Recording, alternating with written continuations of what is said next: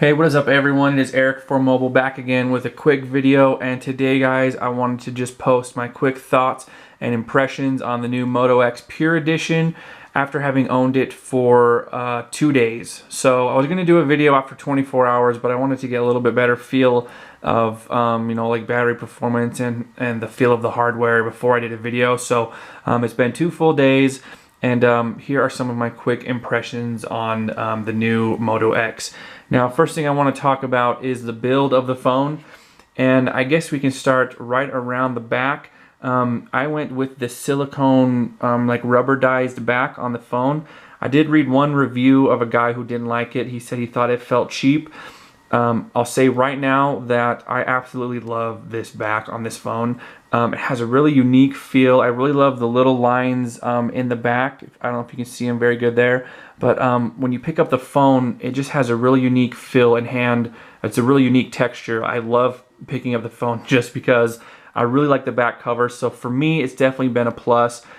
Just because the base model comes with the silicone, don't think that is not a quality back, because I definitely believe that it is. Big fan of the back cover. Next, I would talk about the front-facing speakers. These are stereo speakers. Both the top and the bottom are speakers for media, and I'll say right now that they are crazy loud, super loud speakers, and so far my experience, they've been very good quality as well. I haven't listened to a whole lot of music through the speakers just because I've been at work the last 2 days. But when I've been at home, I've played some music through them, some other audio, and the front-facing speakers have been really, really good. They're very loud, and to my ear, they're also very clear. Good highs, good lows. I'm not an audiophile, but to me, they sound great. So I'm a big fan of the front-facing speakers. Also, I wanted to talk about the overall size of the Moto X. I can definitely understand where some people will be a little bit apprehensive about owning this phone if they had smaller than average hands. I would say I have right around average size hands. They're not huge, but they're not little. And I have absolutely no qualms about holding this phone with one hand, using it one-handed.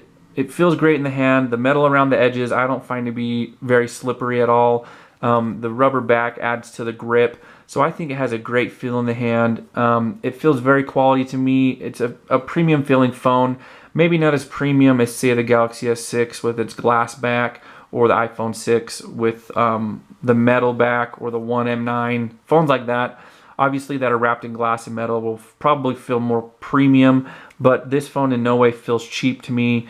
It has a very good feel in the hand, so I am a fan of the overall size and feel of the phone personally. Next thing I want to talk about is the screen.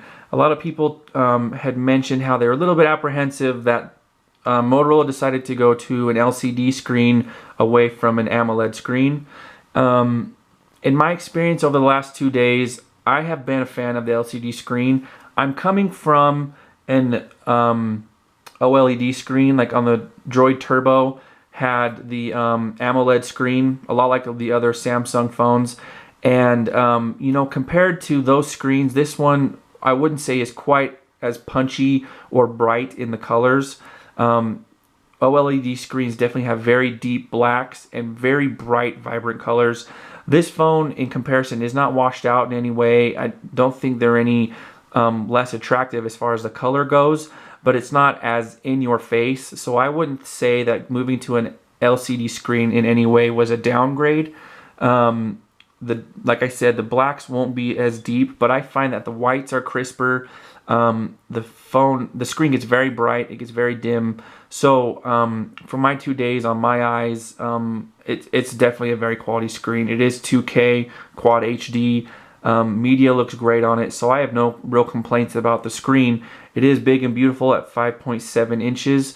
For me, that's a perfect size. But like I said, LCD screen, I have no complaints.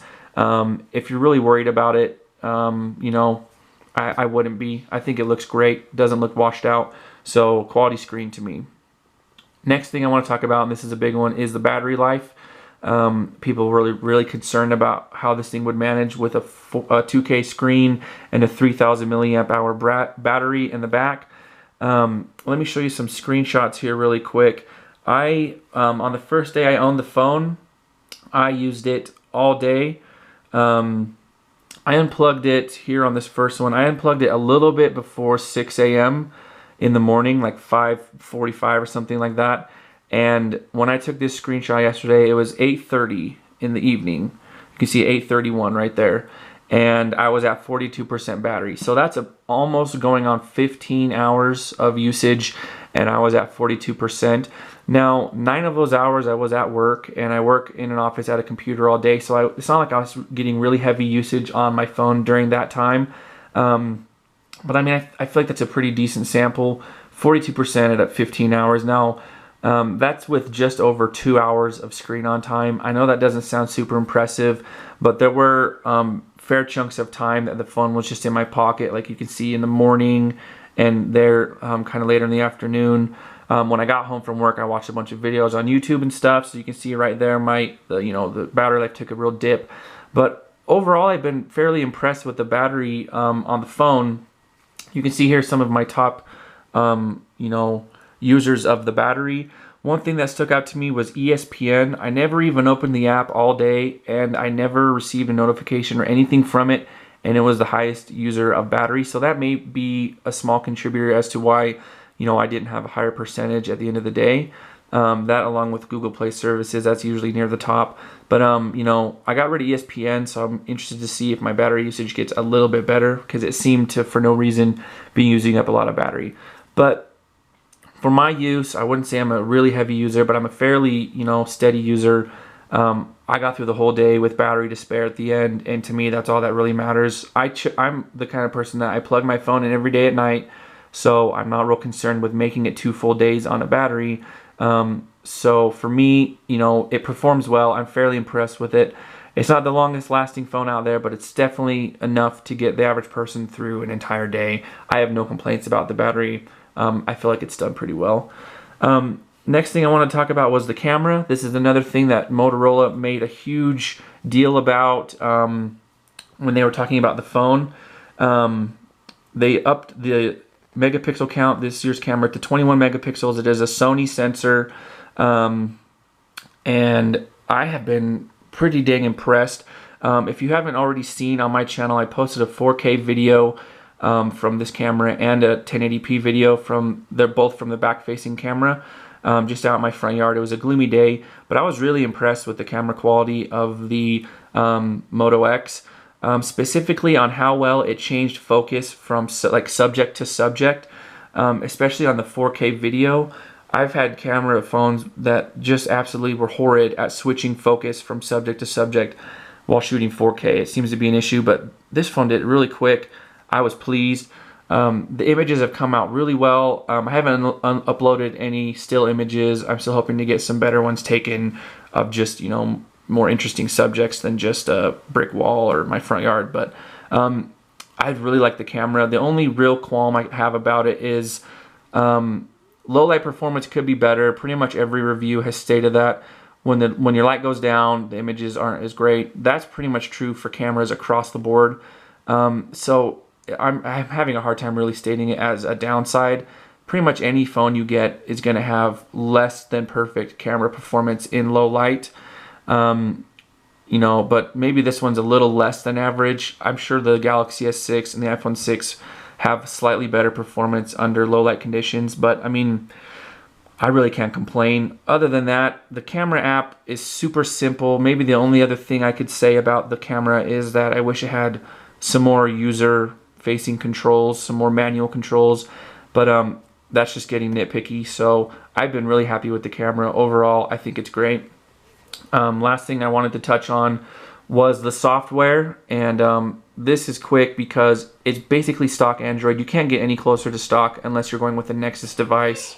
It's running on Android 5.1, and really the only thing Motorola has added on top of it is a couple things like Motorola Voice and the active display. So Motorola Voice is, you can speak to the phone, give it commands, and it can speak back to you. I find this to be most effective in the car. Like if you get a text message, it'll read it out loud to you and you can respond to it without ever having to touch your phone. So Motorola Voice is nice. And then active display, like everyone has seen, is where this display will light up like when you have notifications. So if I got a text message and I wave my hand over my phone, these little sensors down here sense your hand, and it will display, you know, like if you have a message, an email, whatever. I think that's really nice. People were concerned about the effect it would have on battery life, but I really haven't seen any negative effect at all. So I've been pleased with active display.